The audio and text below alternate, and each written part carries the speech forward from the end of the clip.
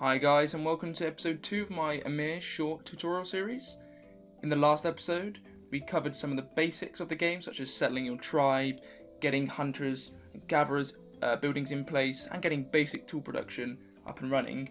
In this episode, I'm going to get a bit further in, I'm going to up the speed a little bit to get some text in, research some text, tell you a bit about how the texts work, how you can try and get some faster, etc, etc.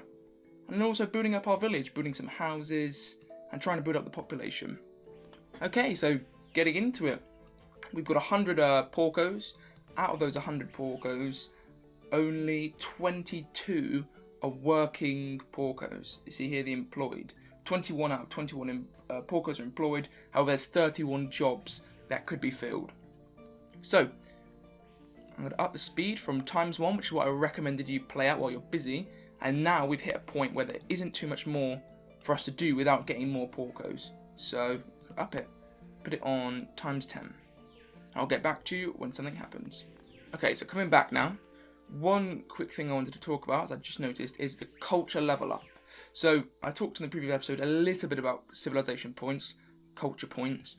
However, I didn't really go into much detail. So firstly, if you come over to civilization points, culture, you can see your cultural level and your culture points. So we've got 12 culture points in total, but I'm only using 5. You never ever, especially in a multiplayer game, want to be stockpiling culture points unless you really know what you're doing and are saving up for certain texts that you maybe want to beeline or mass produce or whatever. But I don't really recommend that either. But in a single player early game, it's okay because you don't want to spend them all unnecessarily. So this is how you earn culture points. Your territory's culture all add up. So we only have one territory, which is Redwood. But the culture from that is adding up every tick. And once it reaches the full bar, just like an experience point style system, we get a level up and we get a new culture point. And then every single time you level up, it becomes harder and harder to level up once again. So it's similar to any sort of XP based system. What you spend your culture points on is you can improve the production and natural source productivity of goods that you've unlocked. So you can see here we haven't got many goods because we haven't actually researched many ourselves. But once we get further into the game, you'll see this list absolutely pile up as there's different food types, animal types, loads of different materials. But for the moment, there isn't many, which is why I don't want to spend this 7. I want to wait till we get some more. Customs, these are spending 1 civilization point to allow your porcos to consume a certain type of good. So this is production, this is making your own goods at a better rate.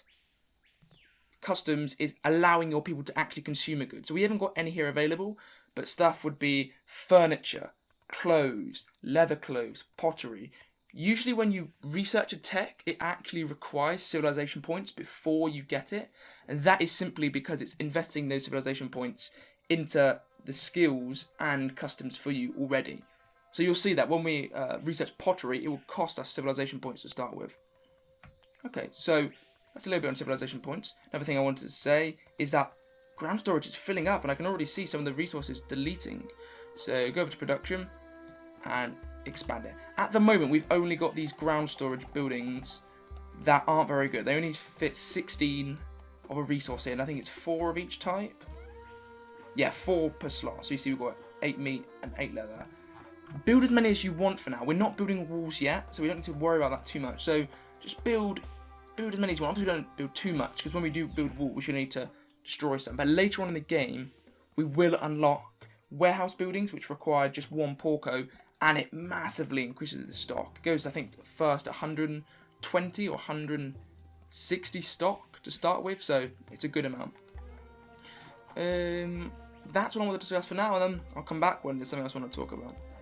Okay, so it's been a bit of time, and I've realised there's a new mission that we've got that I didn't realise we'd get onto this one so early, so that's my bad. And that is the defending the tribe, the militia, because we already fulfilled our wood mission, and I forgot about that. But we've moved on to the next mission, defending the tribe by getting 10 rocks for a militia.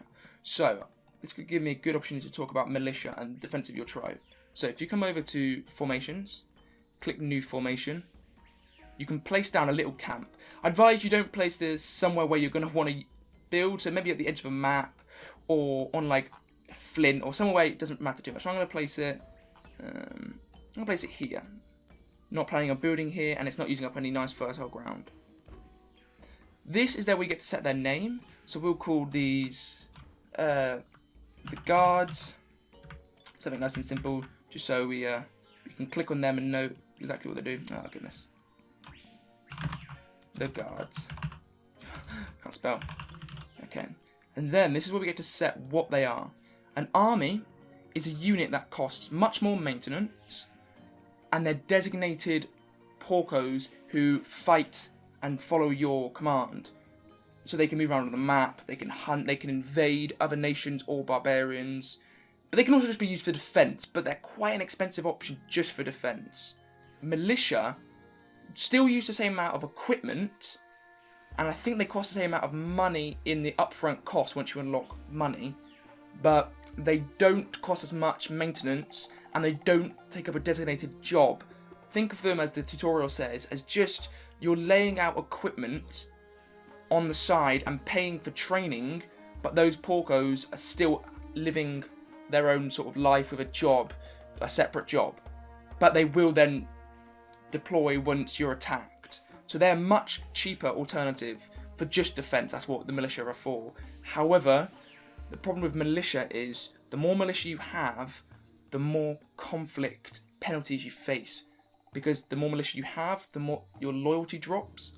And the drop in loyalty, if it gets too low, if it gets below 30, it will lead to rebellion. So you want to keep on top of your militia. You can have a small amount, but until you get a bit further in and unlock some policies to sort of negate that effect, you're going to struggle with having too many militia. That's a mistake people make.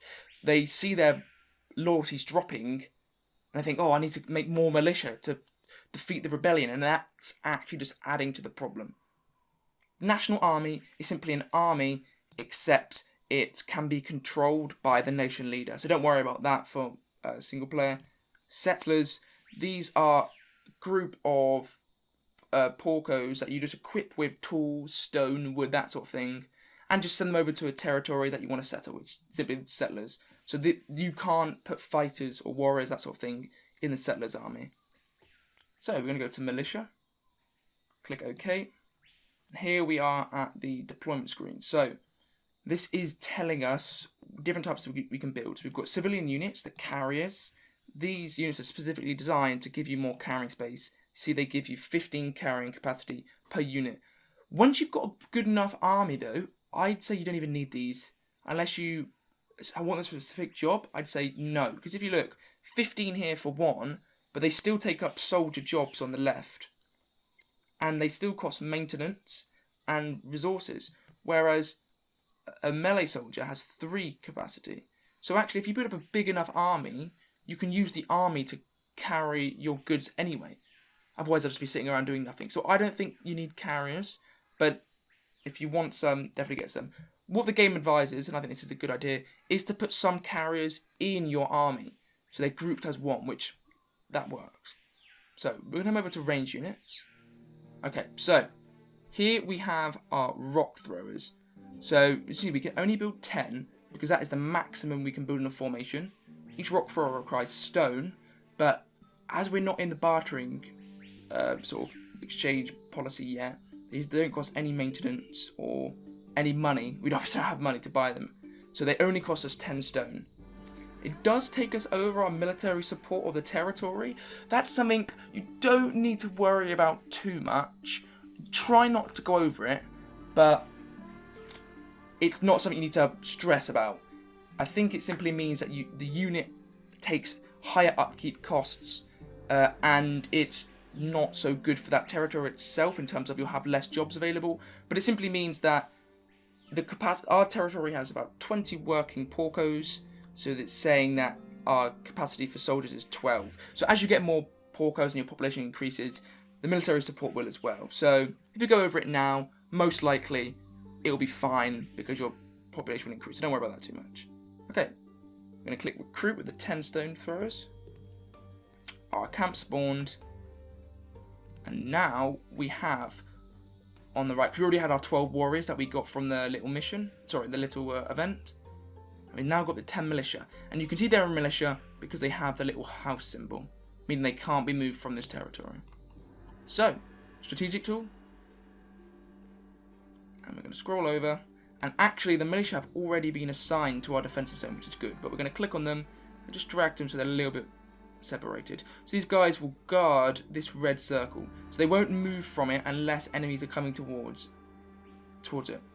This is now moving us on to the next part, and that is research. Research is really, really important in Ymir. And it doesn't work like other games, for example, like Civilization or Stellaris, where you're constantly researching something, and then once you finish, a new thing pops up that you assign research to. That's not how it works in this game. You could not get any techs for a long time and then suddenly get 5 at once. It really is, I want to say random, but it isn't actually that random. Yeah, let's get 8 new families. I think we have the capacity for them. Let's just quickly check. No, we don't have enough water actually. So what will happen is we accept those new families, but some of them will die out, and our population will reach a new sort of equilibrium point where it will balance. You can see, yeah, it's just dropped to -3, so it's not too much of a problem. So going back to the point, research in this game is sort of random, but it isn't. It's random in the fact that you don't know when you're going to get the technology, but you can do small little things that will likely increase the technology of occurring. So, for example, getting copper, it's more likely you'll get copper if you're close to or have found like a copper mine. Or getting bronze is much more likely when you've got higher intelligence population and you've been mining copper and tin. Or getting pottery is more likely if you reach a certain amount of population. So there is small things, but it's mostly random. In the multiplayer, technology is much easier because obviously different players will get different technologies and then they spread from player to player. So you can easily pick up technologies even if you wouldn't have usually got it. Single player is much more difficult because you physically have to unlock every single technology yourself, and you can reach points where actually it takes a long time for you to move on to the next thing because you just don't have the technology you need. But anyway, we've got our first technology. So the little light bulb pops up. We click that. It tells us a little bit about the technology at the top, so you can read this. It's just a nice bit of information. And then it tells us what jobs, how many jobs, can fill up the population, that tech, and what job type it is to research there. So this is all about researching it. This down here tells us how much knowledge space we need, and then this is the likelihood we'll succeed. So 95%, and this is the time. So if you go over to government, knowledges, you can click it here. If you hover over this bit, it actually tells you what the tech gives you. So getting Sedentism, it allows you to build your first houses and an elder circle. So the elder circle gives you more knowledge space for more techs, and the houses increase your health and life quality. But we'll get to that at another time. We're going to click down here on the little plus, and we're going to assign 5 out of 5 farmers. Ooh. And then click add. So we're saying it's a 100% chance to succeed, which is brilliant. It's going to take us 7 seconds. It will definitely not be this quick in the multiplayer. In the multiplayer, it will take hours, maybe even days. And what determines this is the intelligence level. So as you can see, our farmers on average have 13 intelligence, which means each farmer will put 13 intelligence per tick, which will add up to complete how much of the total value it is needed. So we can see here that sorry, that's my bad. The 13 intelligence contributes to the 8.5, and then the 8.5 tells us how much per tick is then applied to the research. So you can see the difficulty here in the research is only 6. So we generate more almost. Well, actually, yeah, of course we do. We generate more science than we do the research is needed, which is why it's so quick at just 7 seconds. But if you see the difficulty and the research level increase, you'll find the time it takes and the likelihood you'll succeed increase. So research determines time, difficulty determines your success chance. So we're going to click Start Project. One very important detail for the early game is when you're doing research, the amount of people you assign, so we've assigned 5 out of 5 farmers, those farmers no longer work their job. So obviously it was only for 7 seconds, but for those 7 seconds, there was less food being made. In multiplayer, this is critical because if you're assigning, let's say, a big chunk of your workforce to a research, you can leave and find that actually certain production targets weren't met, and that can hinder your economy and your growth, but it's usually not too major. So, we completed that tech, sedentary life. Mission completed. Mission completed. And our next mission is to build 10 houses. And then we'll get 12 new families. So, housing. House 1. This is our first house you can build in the game. And it takes 1 hammer and 1 lever. I want to build the house somewhere with a nice amount of flint, so I'm not taking up fertile space. So I'm going to build it over here. Got a little production district over here. I'm going to leave 1 tile space because you unlock roads later on. And it's just nice to fill in those spaces with roads. And I'm just going to start building little housing districts. 4 wide. And 4 tall. Here we go.